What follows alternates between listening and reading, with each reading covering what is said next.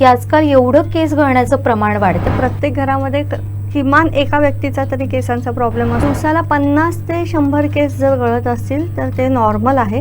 पण समजा तुमचा भांग मोठा होतोय, तो शॅम्पू केल्यानं केस गळतात, जर शॅम्पू चांगला असेल तर तेल लावल्यानं नवीन केस येतात. ते पण एक मोठा गैरसमज आहे. मग केस कापल्यानं ते जाड होतात का? केस कापल्यामुळं त्यानंतर जे नवीन केस येतात त्याचा जो वरचा भाग असतो तो थोडासा खरबरीत असतो. मुलांचं समजा टक्कल असेल तर 95% त्यांच्या मुलाला पण टक्कल पडू शकते. हेअर फॉल थांबवणं ही एक मॅजिक नाही. योग्य निदान करा. तुमच्या डॉक्टरांकडे जाऊन, त्वचा रोग तज्ज्ञांकडे जाऊन योग्य निदान करा आणि त्याच्यावरची योग्य ट्रीटमेंट घ्या. उशीवर, कंगव्यावर किंवा आंघोळीनंतर हातात येणारे केस ही फक्त सामान्य गोष्ट नाहीये की एखाद्या गंभीर समस्येची सुरुवात आहे. सोशल मीडियावर दिसणारी hair oils, PRP, hair transplant यापैकी खरंच काय परिणामकारक आहे? नमस्कार, कोकण 7 लाईव्हच्या डॉक्टर लाईव्ह या विशेष एपिसोडमध्ये आपलं सगळ्यांचं मनपूर्वक स्वागत. आज आपण अशा एका विषयावर चर्चा करणार आहोत ज्याची चिंता आज तरुणांपासून ते ज्येष्ठांपर्यंत अनेकांना. केस गळणं. केस का गळतात, ते कधी धोक्याची घंटा ठरतात, कोणत्या चुकांमुळे समस्या वाढते आणि आधुनिक उपचार नेमके किती प्रभावित आहेत, या सर्व प्रश्नांची वैज्ञानिक आणि सोप्या भाषेत उत्तरं आज आपण जाणून घेणार आहोत. या विषयावर मार्गदर्शन करण्यासाठी आपल्या सोबत आहेत अनुभवी aesthetic physician doctor Sanjana Deskar madam. गेल्या 10 वर्षांपासून अधिक काळ त्या त्वचा, केस आणि सौंदर्योपचार या क्षेत्रात कार्यरत आहेत. हेअर फॉल मॅनेजमेंट, लेझर आणि आधुनिक उपचारांमध्ये त्यांचा विशेष अभ्यास आहे. त्यांचा स्वतःचा डॉक्टर संजना स्किन स्टुडिओज हा असून सुरक्षित आणि गरजेनुसार त्या उपचार देण्यावर त्यांचा विशेष भर असतो. मॅडम, आपलं मनपूर्वक स्वागत डॉक्टर लाईव्हच्या विशेष कार्यक्रमामध्ये. धन्यवाद. सर्वप्रथम मी सर्व प्रेक्षकांना नमस्कार करते. खरोखर केस गळणं हे आता कॉमन समस्या झालेली आहे सगळीकडं. पण जर तुम्ही योग्य उपचार घेतला तर त्या समस्येवर मात करता येते. अगदीच हाच प्रश्न मी तुम्हाला विचारणार आहे सुरुवातीला, की नेमकं काय असं झालंय की आजकाल एवढं केस गळण्याचं प्रमाण वाढते. अगदी लहान मुलांना जरी तुम्ही घेतलात, म्हणजे अगदी वयात आलेल्यापासून ते अगदी प्रौढांपर्यंत, ज्येष्ठांपर्यंत हीच समस्या आहे. प्रत्येक जण हे सांगतोय की माझे केस गळतात. अगदी अनेकांचे घनदाट असतात, लांब सडक केस असतात, पण तीच व्यक्ती काही वर्षांनी आपण पाहतोय तर त्याचे अगदी काहीच विचारायचे शिल्लक राहिलेले असतात. ही समस्या एवढी का वाढली आहे? खरोखर केस गळती हा मेजर प्रॉब्लेम सध्या समाजामध्ये आहे. मला वाटतं प्रत्येक घरामध्ये किमान एका व्यक्तीचा तरी केसांचा प्रॉब्लेम असतो की केस गळत आहेत किंवा टक्कल पडलेले आहे. याची कारणं बरीच आहेत. जसं की वाढता ताणतणाव, अपुरी झोप, असंतुलित आहार, त्याच्यानंतर पोल्युशन, हार्मोनल बदल आणि सर्वात महत्त्वाचे म्हणजे जेनेटिक्स. तर ह्या सर्व कारणांमुळे केस गळतात आणि केस गळतीची जशी कारणं वेगवेगळी असेल तसे उपचार पण वेगवेगळे असतात. पण साधारण दिवसाला किती केस गळणं म्हणजे ही सामान्य बाब आहे आणि किती प्रमाणात गळले म्हणजे ती गंभीर बाब आहे? दिवसाला 50 ते 100 केस जर गळत असतील तर ते नॉर्मल आहे. पण समजा तुमचा भांग मोठा होतोय किंवा तुमच्या कंगव्यामध्ये, उशीवर किंवा बाथरूममध्ये खूप जास्त केस येत आहेत तर ती समस्या असू शकते की ज्याच्यासाठी तुम्हाला तपासणीची गरज आहे आणि ट्रीटमेंटची गरज आहे. अच्छा, पण पुरुष आणि महिलांमध्ये ही जी केस गळती आहे तर त्याची कारणं सारखीच असतात की काही वेगळी असतात? काही कारणं पुरुष आणि स्त्रियांमध्ये सारखी असू शकतात, पण बरीचशी कारणं ही वेगवेगळी असतात. जसं की पुरुषांमध्ये जेनेटिक्स, त्याला आपण मेल पॅटर्न बार्डनेस असं म्हणतो, की म्हणजे काय की वडिलांचं समजा टक्कल असेल तर 95% त्यांच्या मुलाला पण टक्कल पडू शकते. आणि दुसरं आहे हार्मोनल प्रभाव त्यांच्या शरीरामध्ये. तर ही जी माणसांमध्ये केस गळतीची कारणं आहेत. स्त्रियांमध्ये थोडीशी कारणं वेगळी असू शकतात. जसं की असंतुलित आहारामुळे हिमोग्लोबिनचं प्रमाण कमी होणे, आयर्नचं प्रमाण कमी होणे, जीवनसत्वाचं प्रमाण कमी होणे, हार्मोनल बदल, जसे हार्मोनल बदल प्रेग्नन्सीनंतर असतात किंवा डिलिव्हरीनंतर होतात, PCODमध्ये असतात, कधी कधी थायरॉईडमध्ये पण प्रॉब्लेम होतो. तर हे हार्मोनल चेंजेसमुळं पण केस गळती असू शकते.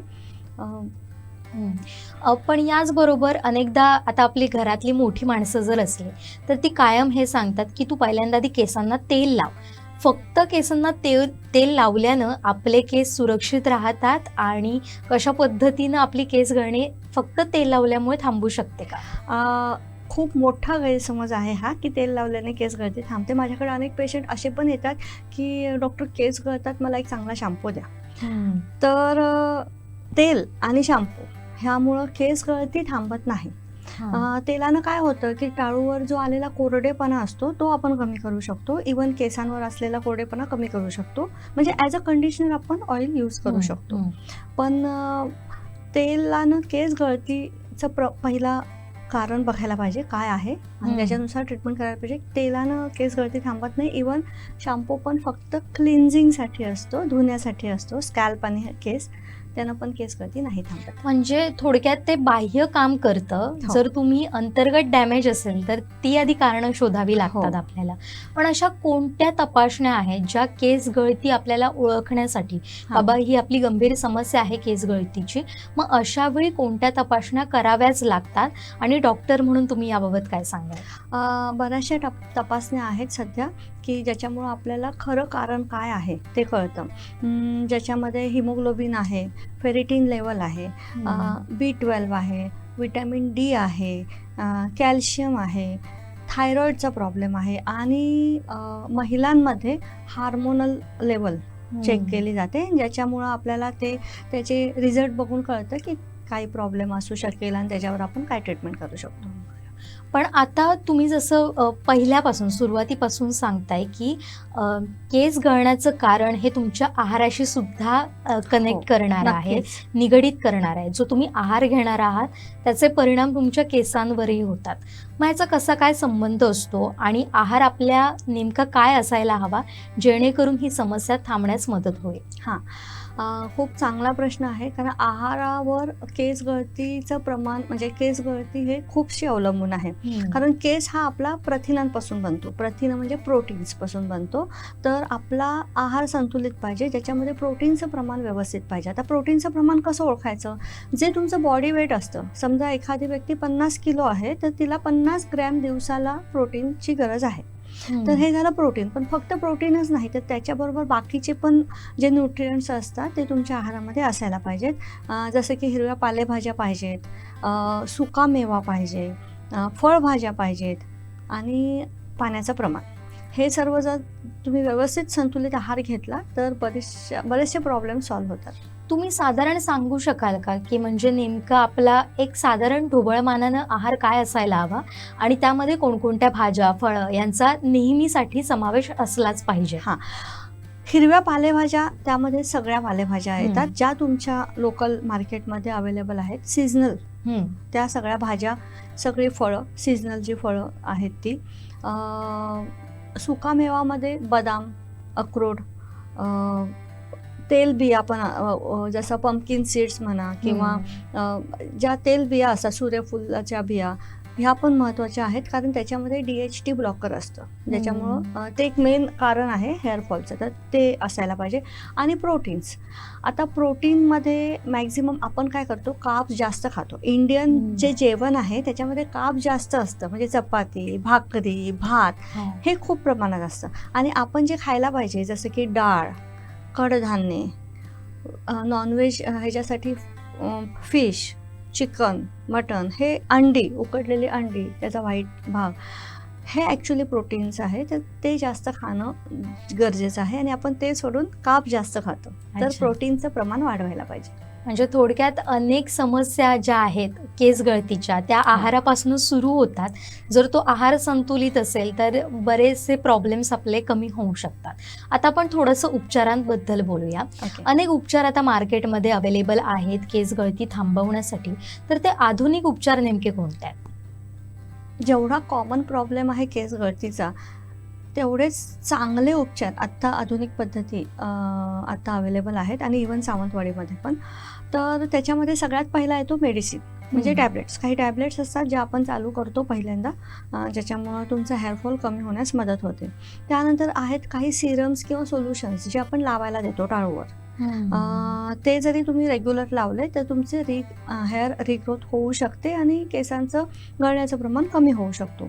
त्याच्या पुढे जाऊन जर तुम्हाला नाही फरक पडला आणि तुम्हाला ट्रीटमेंट करायची असेल तर बऱ्याचशा ट्रीटमेंट आहेत, जसं PRP आहे, GFC आहे, एक्झोझोमची ट्रीटमेंट आहे किंवा लो लेवल लेझरची थेरपीची ट्रीटमेंट आहे. आता नवीन आलेलं ड्युटेक्झोमची ट्रीटमेंट आहे आणि सगळ्यात महत्त्वाचं last but not the list hair transplant म्हणजे कृत्रिम केशारोपण. ही पण एक ट्रीटमेंट आहे जी आपण करू शकतो. अगदी आपण या सगळ्यांवरच बोलणार आहोत. तुम्ही आता ज्याचा उल्लेख केलाय ते म्हणजे PRP. तर ही ट्रीटमेंट नेमकी काय आहे? PRP म्हणजे प्लेटलेट रिच प्लाझ्मा. याच्यामध्ये आपण काय करतो की पेशंटचं ब्लड कलेक्ट करतो एका ठराविक ट्यूबमध्ये, टेस्ट ट्यूबमध्ये, आणि त्याच्यावर प्रक्रिया करतो आणि त्याच्यापासून growth factors, platelets, plasma separate करतो आणि तो केसांच्या मुळामध्ये पेशंटना देतो. त्याच्यामुळं काय होतं, हेअर रिग्रोथ होते आणि हेअरफॉल कमी होतो. ही पेनलेस ट्रीटमेंट आहे, पण ही सिंगल सिटिंग ट्रीटमेंट नाही आहे. ह्याचे मल्टिपल सेशन्स करायला लागतात. तुम्हाला कमीत कमी 8 ते 9 सेशन्स करायला लागतात.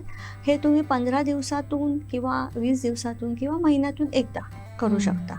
तुम्ही आता जसा उल्लेख केलात की हेअर ट्रान्सप्लांट, आणि आजकाल त्याची खूप जास्त चर्चा आहे सोशल मीडियावर किंवा मार्केटमध्ये. तर हेअर ट्रान्सप्लांट नेमकं काय आहे आणि तो कोणासाठी योग्य ठरतो? म्हणजे सर्रास प्रत्येक जण त्याचा वापर करू शकतो का? ती उपचार पद्धती घेऊ शकतो का? जसं PRP आपण सगळ्या रुग्णांना देऊ शकत नाही, तसंच हेअर ट्रान्सप्लांट पण सगळ्या रुग्णांसाठी नसतं. हेअर ट्रान्सप्लांट मेनली कृत्रिम केशारोपण म्हणजे काय, त्याच पेशंटचे जे केस असतात ते त्यांना आपण टक्कल पडलेल्या जागी लावतो. तर हेअर ट्रान्सप्लांट करताना मेनली पहिला तुमचे थोडे केस पाहिजेत, जसे पाठीमागं असतात आपले केस, तर ते केस पाहिजेत आणि टक्कल पडलेल्या भागामध्ये, म्हणजे जे स्थिर टक्कल आहे, जिथं केस येणार नाहीत, जिथली त्वचा चकचकीत आणि गुळगुळीत झालेली आहे, तिथं हेअर रूटच नाही, तिथं आपण हेअर ट्रान्सप्लांट करतो. मग त्यामध्ये आपण त्या पेशंटच्या पाठीमागचे केस काढतो आणि पुढं टक्कल असलेल्या भागामध्ये लावतो. ही एक सर्जरी आहे. बऱ्यापैकी 1 दिवस लागतो करायला.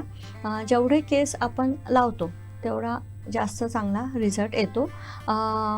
परमनंट आहे, म्हणजे समजा केस आपण लावले तर ते केस गळत नाहीत, बऱ्यापैकी ते टिकतात. 10 ते 12 वर्ष तरी त्याचं लाईफ असते आणि खूप चांगले रिझल्ट आहेत. आणि तुम्हाला सांगू इच्छिते की ही हेअर ट्रान्सप्लांट ट्रीटमेंट आत्तापर्यंत मुंबई आणि पुणे ह्या शहरामध्ये होत होती, पण आता ती सावंतवाडीमध्ये पण उपलब्ध आहे.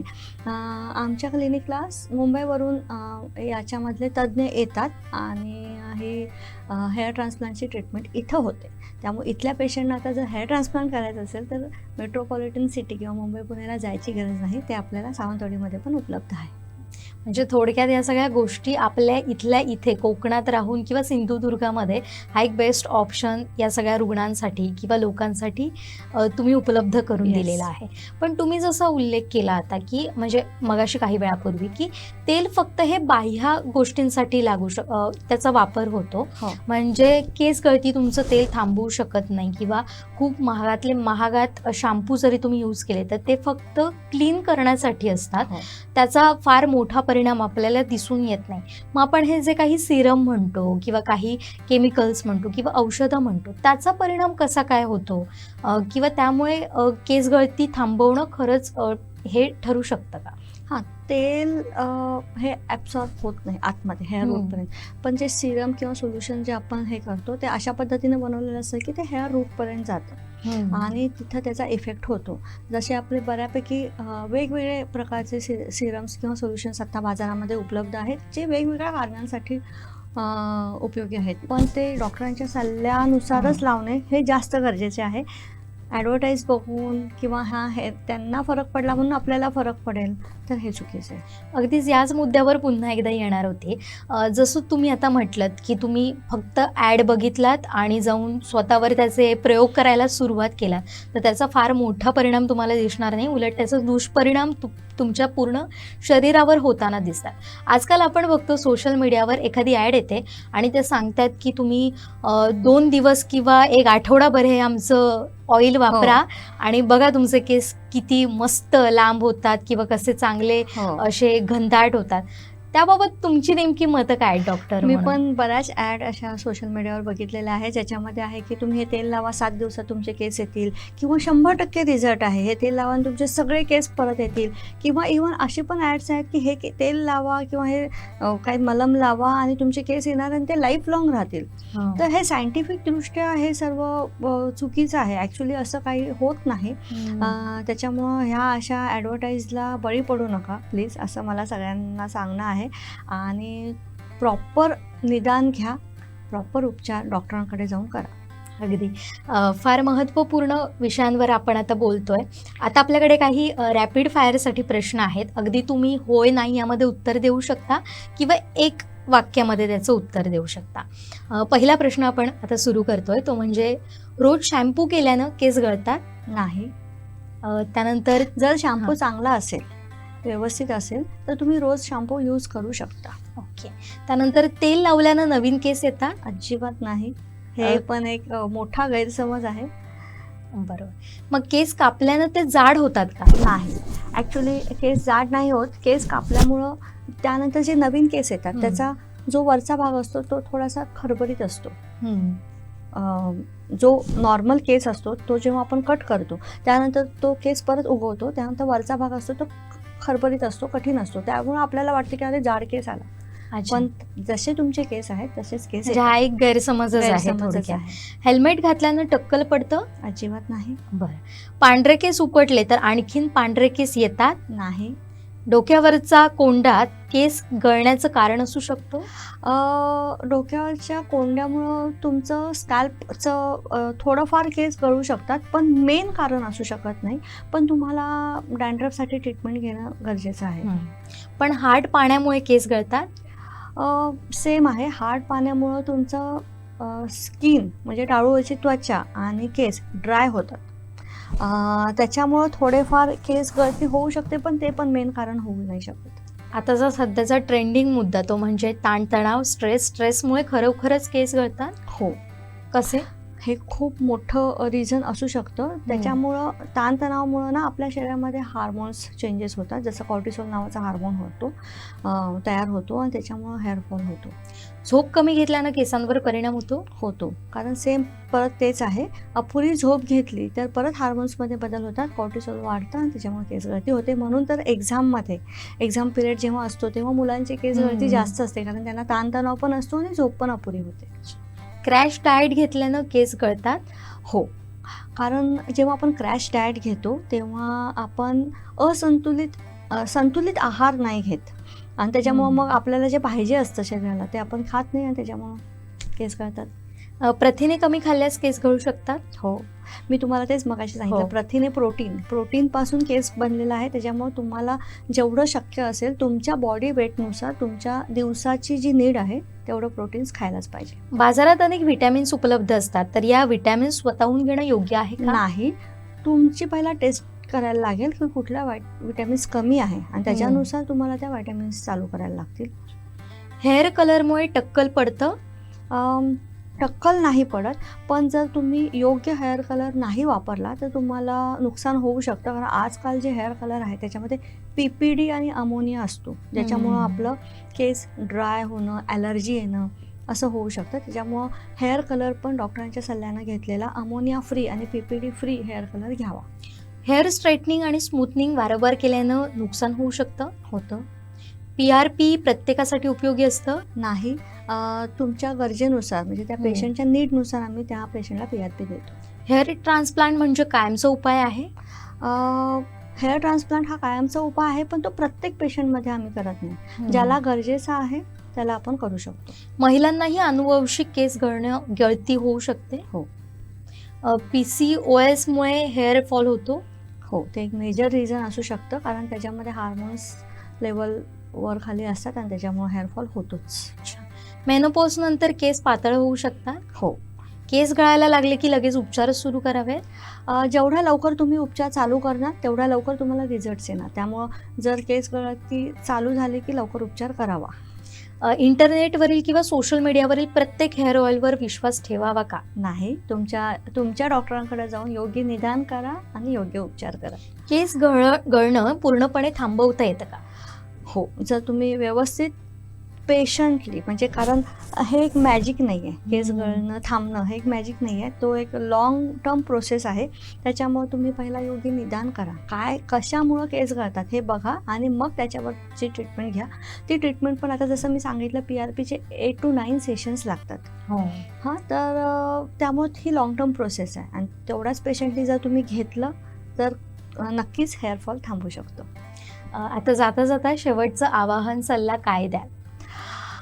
हां, सल्ला हा एकच देईन की हेअरफॉल थांबवणं ही एक मॅजिक नाही, ते जसं मगाशी सांगितलं तसं हे एक लॉंग टर्म प्रोसेस आहे. त्याच्यामुळं नक्की जर तुम्हाला त्रास होत असेल तर योग्य निदान करा, तुमच्या डॉक्टरांकडं जाऊन, त्वचारोग तज्ज्ञांकडं जाऊन योग्य निदान करा आणि त्याच्यावरची योग्य ट्रीटमेंट घ्या. आणि सोशल मीडियावरच्या ॲडव्हर्टाईजना अजिबात बळी पडू नका, त्याच्यावर विश्वास ठेवू नका आणि व्यवस्थित ट्रीटमेंट घ्या. आणि धन्यवाद मॅडम, फार महत्त्वाच्या मुद्द्यांवर तुम्ही आपली मतं मांडली, त्यानंतर आमच्या प्रेक्षकांना महत्त्वाची ठरेल अशी माहिती दिलात आणि याचा नक्कीच आमच्या प्रेक्षकांना उपयोग होईल अशी आपण आशा बाळगूया. वेळात वेळ काढून आमच्या स्टुडिओत आलात, आमच्याशी संवाद साधलात, त्याबद्दल आपले पुन्हा एकदा आभार. थँक्यू, मला इथं बोलवल्याबद्दल आणि माझं मत जे आहे ते एवढ्या प्रेक्षकांबद्दल पोहोचवण्यासाठी मला मदत केल्याबद्दल थँक्यू. तर या होत्या डॉक्टर संजना देसकर मॅडम. अतिशय महत्त्वाच्या विषयावर त्यांनी आपल्याशी संवाद साधलेला आहे. खरं तर केस गळणं ही समस्या आता लपवण्याची नाही, तर योग्य वेळी ओळखून तज्ज्ञांचा सल्ला घेण्याची गरज आहे. सोशल मीडियावरील प्रत्येक दावा खरा असेलच असं नाही. योग्य निदान आणि योग्य उपचार हेच निरोगी केसांचं खरं रहस्य आहे. आजचा संवाद तुम्हाला उपयुक्त वाटला असेल तर तो आपल्या कुटुंबीय आणि मित्रमैत्रिणींनाही नक्की शेअर करा आणि अशाच आरोग्यविषयक माहितीपूर्ण चर्चांसाठी आमचं कोकणसाद लाईव्ह आणि डॉक्टर लाईव्ह हा विशेष कार्यक्रम पाहत राहा. त्याचबरोबर तुम्हाला या संदर्भातले आणखीन काही मुद्दे जाणून घ्यायचे असतील, तुम्हालाही काही प्रश्न असतील तर यूट्यूब चॅनलच्या आमच्या या कमेंट बॉक्समध्ये ते नक्की शेअर करा. त्याबद्दलची जास्तीत जास्त उत्तर देण्याचा आमचा प्रयत्न राहील. आता इथंच थांबतोय. पाहत राहा कोकणसाद लाईव्ह.